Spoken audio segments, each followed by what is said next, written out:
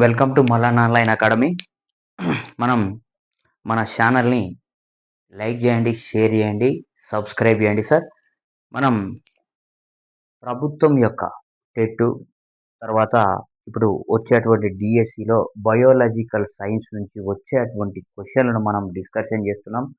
ఇప్పుడు intermediate syllabus నుంచి బొద్దింకలో ప్రత్యుత్పత్తి ఏ విధంగా జరుగుతుంది అనేటువంటి అంశాన్ని మనం ఏం చేయాలంటే తెలుసుకోవాలి, రైట్? అయితే ఈ బొద్దింకలో ప్రత్యుత్పత్తి cockroach reproductive system in cockroach reproductive system in cockroach reproductive system in cockroach అనమాట. Okay, right. ఈ కాక్రోచ్ లోపల మరి ఎటువంటి ప్రత్యుత్పత్తి జరుగుతుంది, ఏ విధంగా జరుగుతుంది అనేటువంటి అంశాన్ని మనం చర్చించాలి. ఇది